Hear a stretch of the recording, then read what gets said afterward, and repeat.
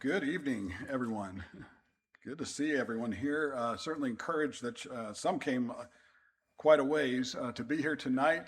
Um, Again, yeah, as Nick was saying, we certainly are glad that to be able to do this every year. This was something that we decided a little over a year ago, and last year, of course, was our first one with the lectureship. And our hope and prayer is that this thing's going to grow.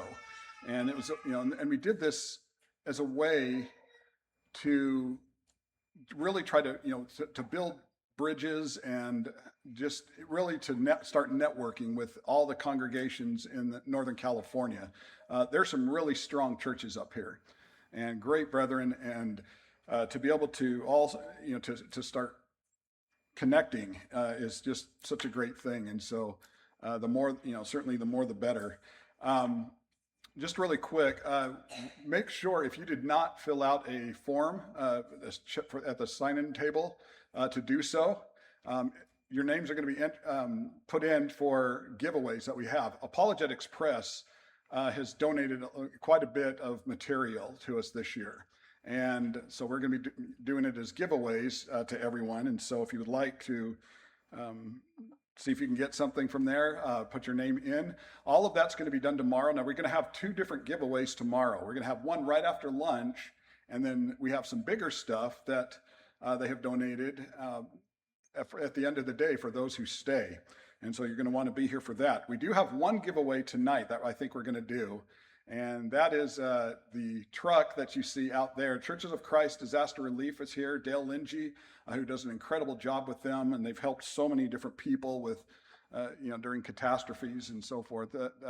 He has a table, a display out there, and the big truck that you see there, we're going to be giving it away tonight. So that'll come in just a little bit here. But again, just so glad that you're here.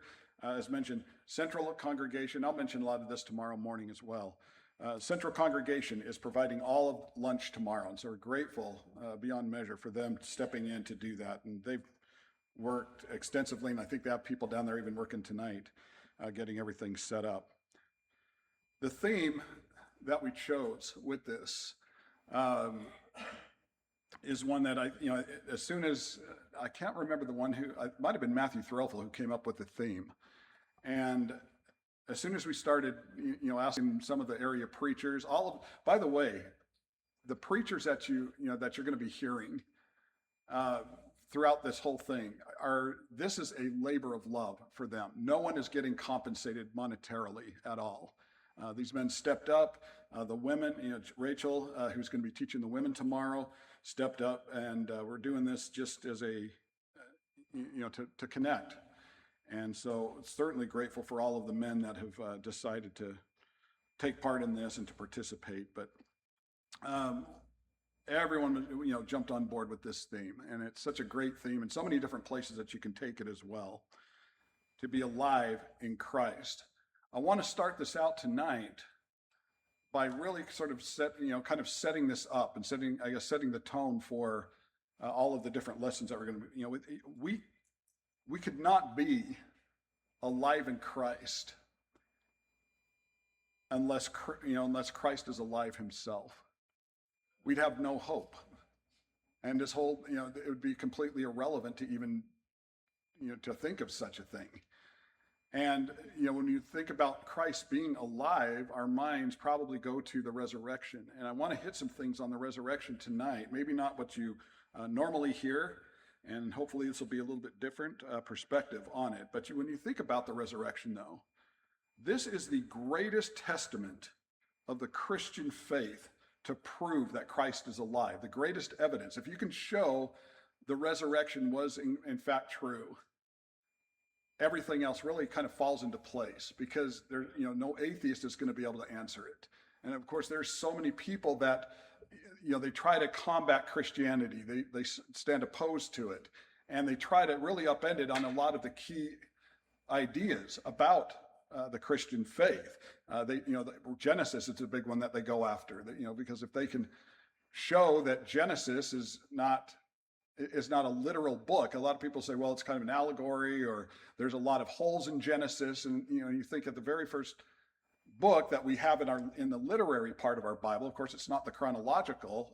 Well, chronologically, it does talk about about the very beginning of the world. If they can disrupt that, then they can disrupt just about anything, because the rest of the Bible just literally will fall apart. But then you look at the life of Christ, and not only showing that he did exist, and there's so many, there's a lot of internal and external evidence for Christ living, that there was a man named Jesus on this earth. Now, some people believe he was just a regular man, didn't do anything. The Muslims believe that he was just simply a prophet, that he was a really good individual. And there's a lot of confusion. There's a lot of misinformation about the Christ. But if we can show that he really was who he says he is, and show that the resurrection happened, and prove that the resurrection happened, then it's impossible to not accept this as a supernatural book, first and foremost, but that he is in fact God, that something is amazing with his life and who he is. And so we're going to be looking at some of that tonight, and looking at some of the criticisms that take place against that. You look over at John chapter 2 and verse 18. When Christ was crucified and they put him in the tomb, one of the most important things that they could have ever done, that they were really trying to nail down, is to make sure that that tomb was in fact secure and no one was going to be able to steal the body. And we see this, see why in John 2:18. It says, the Jews said to him, well, what sign do you show to us, since you do these things? And Jesus answered and said to them, destroy this temple, and in 3 days I will raise it up. And then the Jews said, well, it has taken 46 years to build this temple, and will you raise it up in 3 days? Of course, they're thinking carnally, aren't they? They're thinking, well, this is, no one's going to be able to build a temple in 3 days. That's not what Christ was talking about. And, when you read further and in different passages, we see exactly what he means. It says he was speaking of the temple of his body. And no one thought that was going to happen. The apostles they were dumbfounded by this, because, they were, even the ones closest to him. It's hard to grasp, even though you've seen him raise the dead, for Christ to say, I'm coming back. It was really hard for them to really completely comprehend what was taking place at this time. But if he could do what he said he would do, when he said he would do it, just think of the significance of that. And of course, 3 days later, he did come back. I am fascinated by the witnesses who saw him return. Can you imagine being one of the people who saw him come back? To see him, there's so many people that saw him crucified that day. They knew what it had. They knew the pain that he went through. It was obvious. It was very obvious, the agony. And to see that, to see this man up on this cross, and to see him mocked, and to see just the scoffers at him, the ones who wanted to see him die, the Jewish nation who wanted to see him die, the Roman soldiers who wanted to see him die, and to see him up there the hours that he was, the last hours that he was on this earth, with those nails pounded through his flesh, with the crown of thorns pounded onto his head. And everything that transpired must have been one of the most emotional things. I can't even begin to comprehend what I would have felt seeing the Son of God up on that cross. But then to see him return. Can you imagine that? Try to visualize Mary Magdalene, who runs, they run to the tomb, she and the other Marys, and it is in fact empty. And then they see him. He shows himself to them. He's supposed to be gone. I think every one of us in this auditorium tonight have lost loved ones, people that we have been very close to. And can you imagine just seeing them show up in just a couple of days after they depart? How shocking it must have been to be able to see them. Think of Mary, the mother of John, and the other women. Imagine Peter and James and the other apostles. Try to imagine Thomas when Jesus comes into the midst of his apostles, the ones who were closest to him. And it was such a shock to them because they wanted to understand, didn't they? That, wow, you're back. Is it really you? And remember what he said to them? Come feel that I am who I say I am, because the spirit does not have flesh and blood like I have. And to see Thomas, who has gotten a bad reputation, or a questionable one at most, with people thinking he's doubting. I don't think he was doubting. I think he's misunderstood. Thomas wanted to see the evidence himself. There's nothing wrong with wanting to see the evidence for anything. But remember Thomas being, just feeling what Christ told them, just, to see the Savior back in your midst after he was supposed to be dead. The 7 disciples by the Sea of Tiberias, along with John. The 11 disciples on the mountain. And then in 1 Corinthians 15:6, this is remarkable right here. Paul writes this letter. He said, after that, he was seen by over 500 brethren at once. 500 people saw the Christ return. They saw the return of Jesus. Folks, you don't write that to a hostile audience unless certain eyewitnesses are real, do you?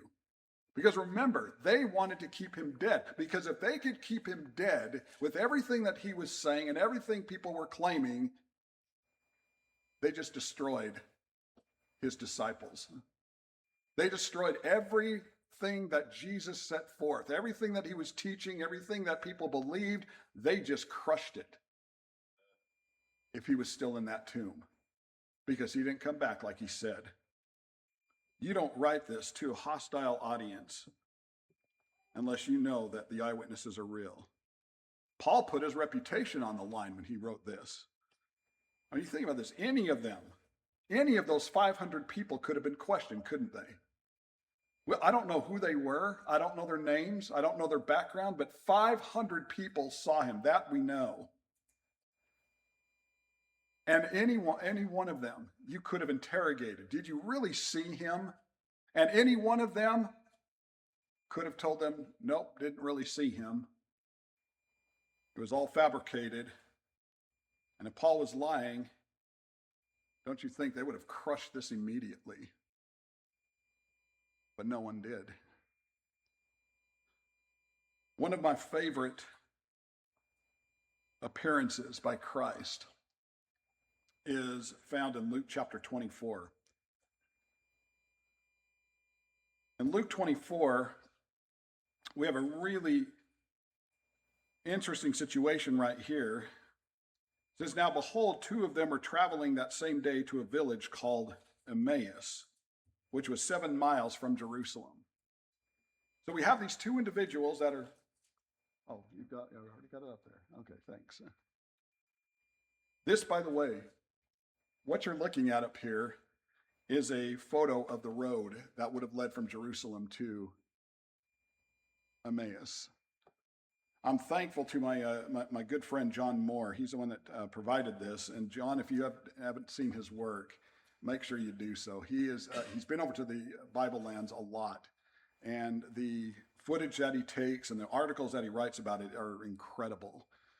But anyway, I got this photo from him. But just think about these individuals walking along this road that you see up here. And it says, verse 14, it says, they talked together of all these things which had happened. And so it was, while they conversed and reasoned, that Jesus himself drew near and went with them. But their eyes were restrained so that they did not know him. And he said to them, what kind of conversation is this that you have with one another as you walk in or sat? And then the one whose name was Cleopas answered and said to him, are you the only stranger in Jerusalem, and have you not known the things which have happened there in these days? And he said to them, what things? And so they said to him, the things concerning Jesus of Nazareth, who was a prophet, mighty in deed and word before God and all the people, and how the chief priests and our rulers delivered him to be condemned to death and crucified him. But we were hoping that it was he who was going to redeem Israel. How interesting that was. Because even they were expecting something different, weren't they? We were hoping that he was going to be the one to redeem all of Israel. He was going to be the one that came in, and this is what a lot of the Jews thought. He was going to come in like this military force, and everything was going to be conquered, and he's going to be just reigning supreme, and you're going to know who he is. This is the King of Kings. But that's not how it happened. We were hoping that it was he who was going to redeem Israel. Indeed, besides all this, today is the third day since these things happened. This was the man who was supposed to do everything for us. And they killed him. Yes, and certain women of our company who arrived at the tomb early astonished us. And when they did not find his body, they came saying that they had also seen a vision of angels who said he was alive. And certain of those who were with us went to the tomb and found it just as the women had said, but him they did not see. And then he said to them, O foolish ones and slow of heart to believe in all that the prophets have spoken, ought not the Christ to have suffered these things and to enter into his glory? And beginning at Moses and all the prophets, he expounded to them in all the scriptures the things concerning himself. Now it made sense. Now they got it. I can't begin to think just what, how this scene must have looked with these two individuals walking, Christ making himself deliberately unrecognizable and talking about him, not knowing who it was until he started talking to them about the scriptures. Oh, now we get it. And then it was made clear. This was interesting. And when you look at verse 27 right here, when he started expounding to them the scriptures, because there is a very false idea out there that the premillennialists have that the reason why Christ is going to come back later is because he came the first time, and he was to set something up. Then they killed him, and that failed. So he's going to have to go back and with another plan. But he fell short with what he was trying to do. And so he's going to come back again, and that's why he's going to come back. Folks, the cross was not a failure that derailed God's plan. It was the plan. God knew what was going to take place. Christ knew what was going to take place. And you think every single thing that happened in his life, every person that he met, every trial that he had, every person that scoffed and mocked him, leading all the way up to the cross and then beyond, was a part of a plan that was already set in motion before we even got here. That is how in control God is. That was the plan. And yet there are still critics and doubters and deniers of the resurrection. And so I want to take with the time that we have left I want to answer the critics. We have a lot of, there we go. Critics back then are not so unlike the critics of, that we probably have today, who try to really dismantle the whole crucifixion in and of itself. The people, there are people that stand opposed to this and say, well, the women must be confused. They went to the wrong tomb. That's one of the main things they say. Well, the women just, they didn't know where it was. But then when you look at Luke 23 and verse 55, look at what these women, where they stood. Verse 55 says, the women who had come with him from Galilee followed after and they observed the tomb and how his body was laid. They knew exactly where that tomb was. They didn't go to the wrong tomb. They knew exactly where that body was laid. They went back, and that body was no longer present. They went to the wrong tomb. It would have been easy for the guards to go to the right one, wouldn't it? After all, they needed that body. That body could destroy everything that these disciples were trying to build up. Some people say, well, the enemies moved it.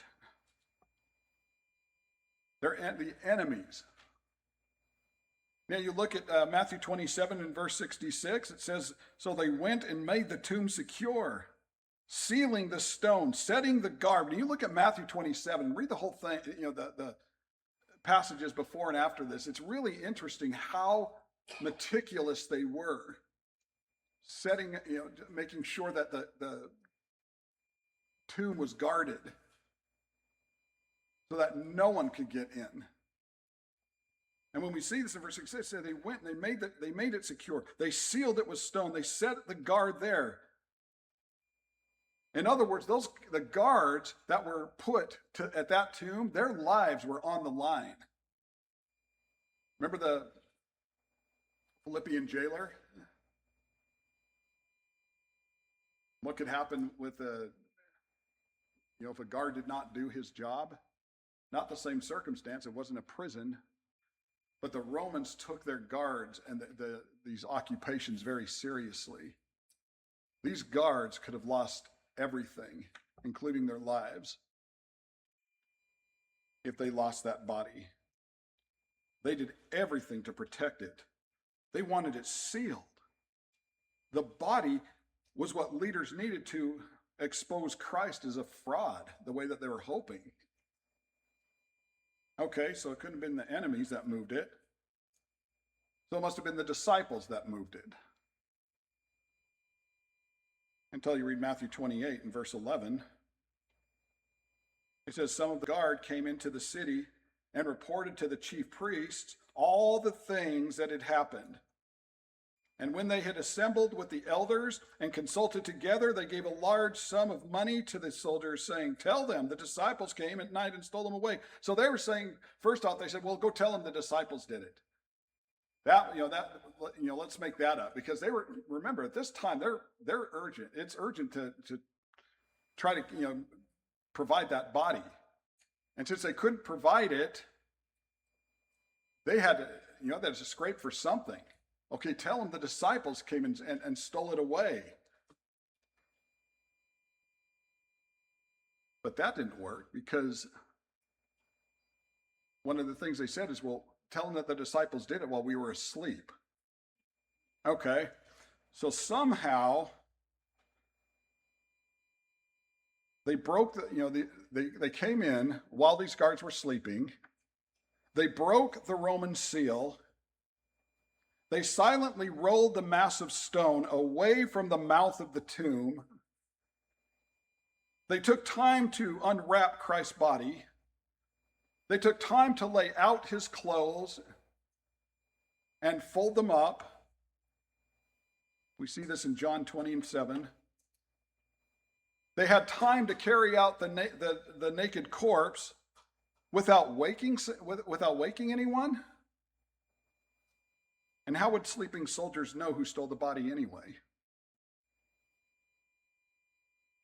Time after time, they keep trying to come up with all of these different reasons as to why the tomb was empty. People have stopped at nothing, not then, not now, over the course of time, trying to dismantle the Christian faith, trying to dismantle the head of the church, trying to dismantle God and his kingdom. And every time they fail. Every time there's an explanation for something. There are some people today who said, well, the apostles were good men, but they weren't inspired. And because they weren't inspired, anything that comes out of their mouth is probably not true. But folks, here's the thing with the apostles. The apostles had to be one of three things. When they would talk about this whole account. Remember, Paul wrote about it, and Peter wrote about it. There were so many apostles defending him, saying what happened later on. But they had to be one of three things if they were, with talking about this account. They either were liars, they were lunatics, or they were legitimate. Well, let's take a look at each one. First off, were they liars? Good men do not willingly claim to be something that they are not. All of these men were looked at to be good. They were looked at to be good by their peers. By the way, a liar would not be willing to die for something that he knew to be false. You think of every one of the apostles and what they went through. Remember Paul at the end of his ministry? Several years after he converted, after he was the one that was doing all of the persecuting, he goes to being persecuted on the receiving end of this. And remember what he tells Timothy in his second letter. I have fought a good fight.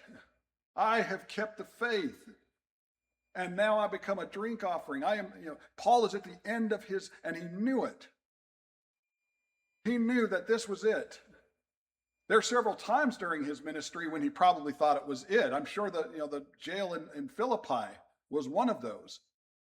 You look at his letter to Corinth, and he talks about all of the things that had happened to him. He suffered shipwreck 3 times. He was beaten over and over and over, 39 times, several different occasions with it. He was stoned. All of this happened to Paul. I wonder if any of this, when it happened, when he thought, you know what, this might be it. This is the end of the ministry right here. And I'd be okay with that. I've done everything that I could. But somehow he got out of these situations, and he goes on to the next town, and he makes disciples. And he could write that letter to Timothy with the confidence of knowing that he did absolutely everything he could, that there was nothing more he could possibly do. He was ready to die for what he turned and believed.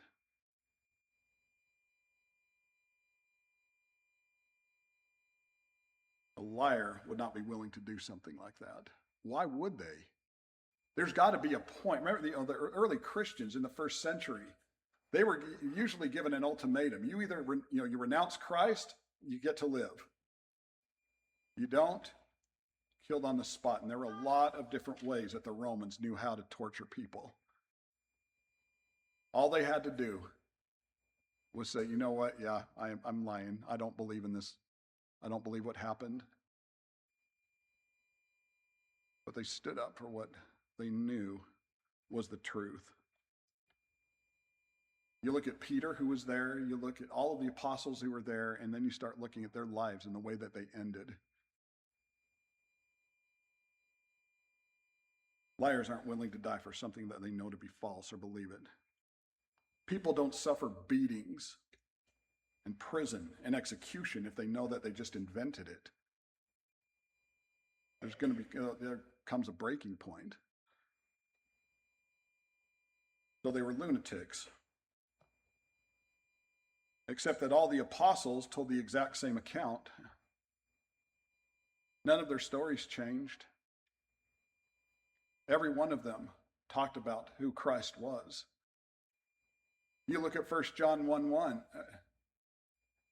and what does he say? We saw him. We were able to feel him. We heard him. All of these things that they're able to witness with the Christ. Every one of them reported the same thing. That which we have heard, which we have seen with our eyes, looked upon, our hands have handled. Lunatics don't get their stories straight. And so the only thing left is that they were legitimate. They actually were inspired by God. They actually did tell the truth. They did see him. They were able to give an account of it. And not one changed. Folks, when you look at this, the resurrection, it stands on stronger historical footing than anything the skeptic rests. We can trust that the one we call the King died and came back. Death couldn't keep him down. You go to Confucius' tomb, it's occupied. You go to Buddha's tomb, it's occupied. Abraham's tomb, it's occupied. You go to Muhammad's tomb, it's occupied. You go to Jesus' tomb, and you're not going to find anything in that. And then it makes sense then when we read something like Romans 6, verse 3. When Paul connects that to how important baptism is. Do you not know that as many of us as were baptized into Christ were baptized into his death? And therefore we were buried with him through baptism into death. Folks, that would mean absolutely nothing if Christ was not alive. It would mean nothing if Christ did not come back the way that he said he would come back. For all of these individuals, you think about this, for the 500 people, for the Marys, for John, for the apostles, including Thomas, for Cleopas and the one who was with him, all of the disciples, every single one of those people who saw him and were able to talk about it, not one of them denied it. Not one. We have no record at all from anyone who saw him and claimed, no, we didn't really do it. We were buried with him through baptism into death, that just as Christ was raised from the dead by the glory of the Father, and we can have confidence that that really happened, even so we also should walk in newness of life. Folks, when we give ourselves to Christ in baptism, when we repent of the things that we've done, when we become that new creature, we are in a position that is unique, that is not like anything else that any religion has. And we can have confidence of that newness of life because Christ beat death. And so can we. We have life in Christ because he already conquered death. And he is alive as he ever was, even today. Appreciate everyone's attention tonight with it. We'll have about a 15-minute break, and then Keith Hines is going to be speaking to us tonight. By the way, if you have a program, I don't want to introduce everyone, all the speakers. You can see where they're from, and all of these men do an extraordinary job with where they're at and where they're laboring. We'll break for about 15 minutes and then come back.